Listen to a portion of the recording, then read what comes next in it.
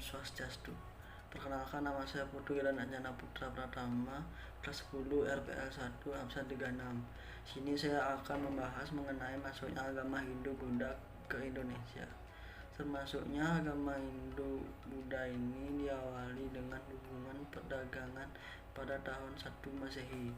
Hubungan perdagangan ini berubah menjadi hubungan kebudayaan, yaitu seperti agama, sosial, budaya, dan sistem pemerintahan. Dan karena hubungan kebudayaan ini akhirnya terjadinya percampuran antara kebudayaan Indonesia dan India, sehingga bangsa Indonesia mengetahui teori atau epodosis yang berisikan informasi mengenai masuknya agama Hindu-Buddha ke Indonesia, dan berikut teori-teorinya. Teori Waisa. Teori ini ditemukan oleh N.G. Krom, didasarkan pada alasan bahwa motivasi terbesar datangnya bangsa India ke Indonesia adalah untuk berdagang.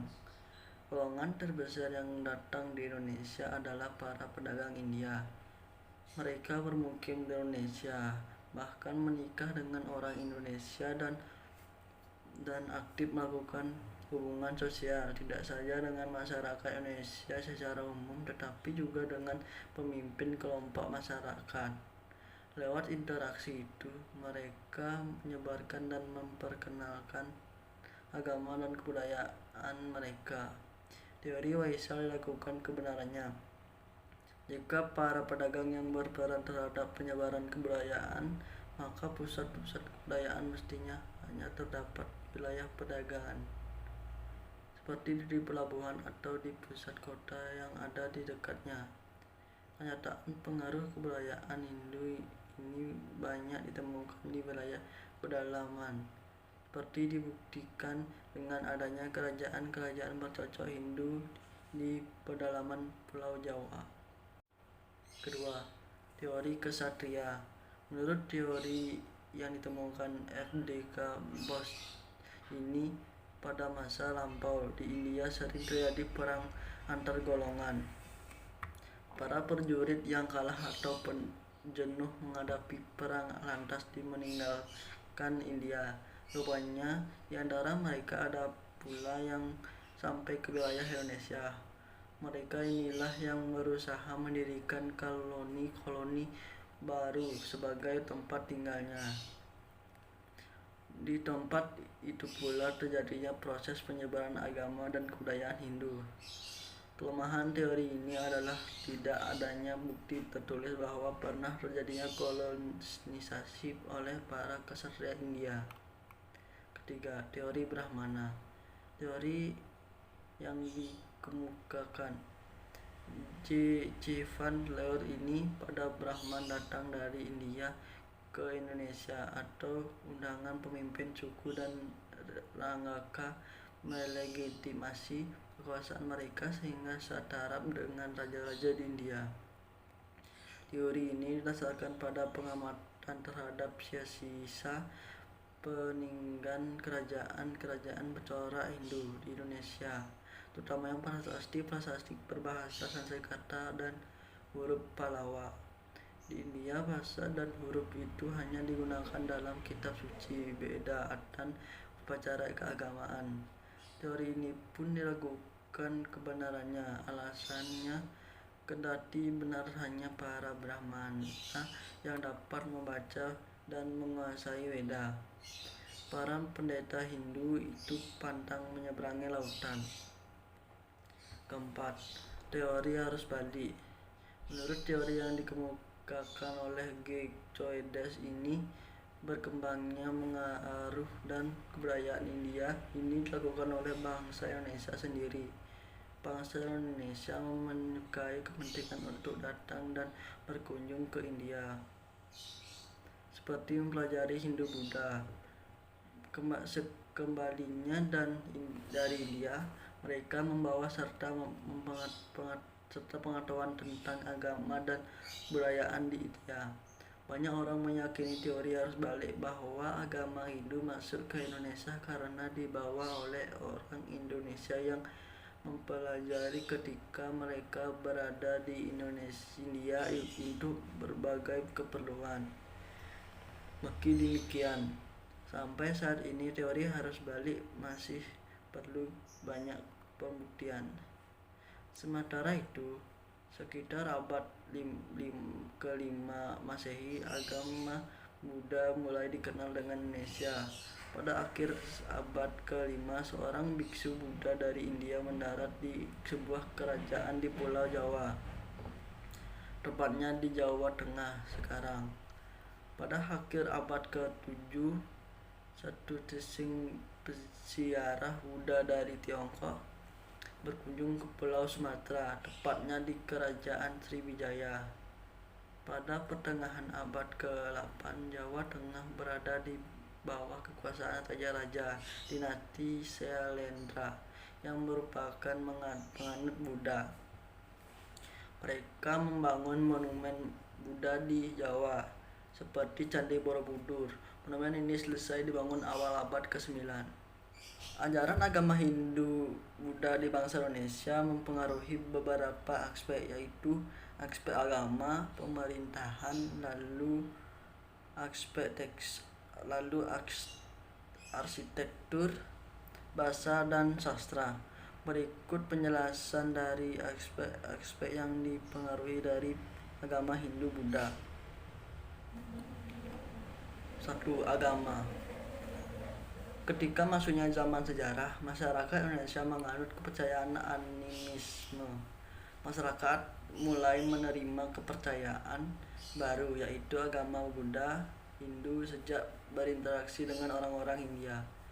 Budaya baru tersebut membawa perubahan pada kehidupan keagamaan. Misalnya dalam hal tata cara krama, upacara pemujaan, dan bentuk tempat peribadatan. 2. Pemerintah.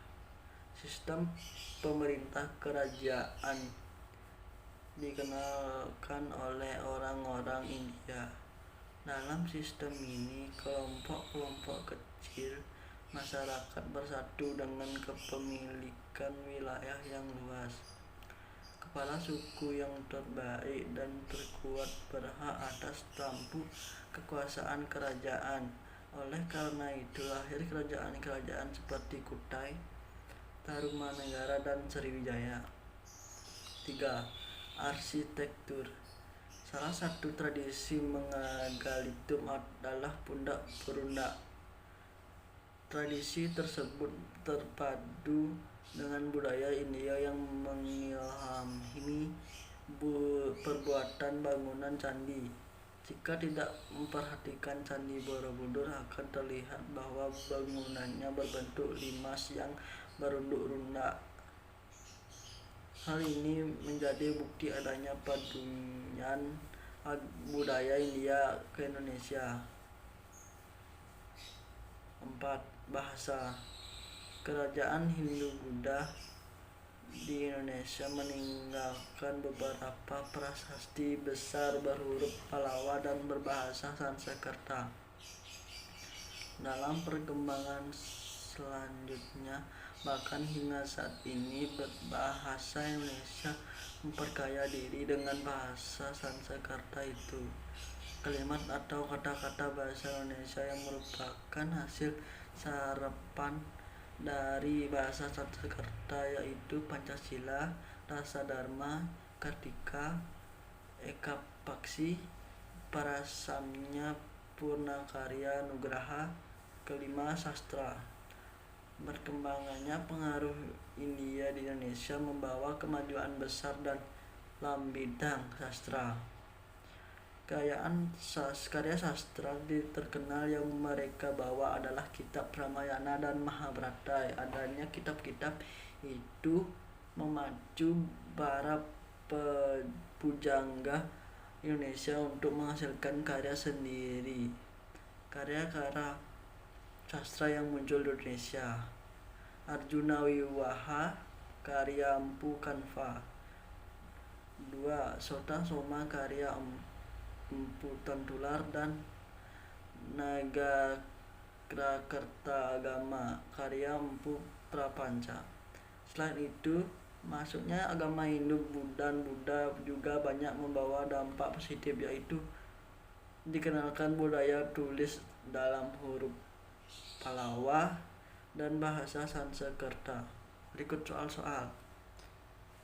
Menurut pendapat kamu dari beberapa teori yang telah dipaparkan tentang masuknya Hindu Buddha ke Indonesia, manakah yang paling kuat? Berikan penjelasan dan buktinya. 2. Mengapa rakyat Indonesia mudah menerima ajaran Hindu Buddha?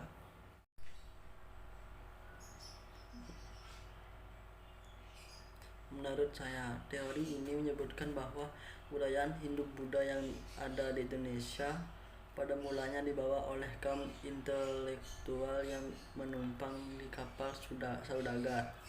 Karena orang-orang terpelajar di Nusantara tertarik, mereka pun mengirim perwakilan untuk belajar di India. Di India, para perwakilan ini pun belajar langsung pada kaum Brahmana. 2. Karena India didukung oleh para raja dan penguasa di Indonesia yang mengadaptasi budaya ini. Karena India bisa membaur atau bersimulasi dengan budaya lokal di Indonesia. Sifat rakyat Indonesia yang terbuka menerima budaya luar. Sekian video ini, saya ucapkan Rama Santi. Om Santi, Santi, Santi. Your favorite potion, come on baby, let me tell you one time that our days will never end, yeah. No, our days will never end, yeah. No.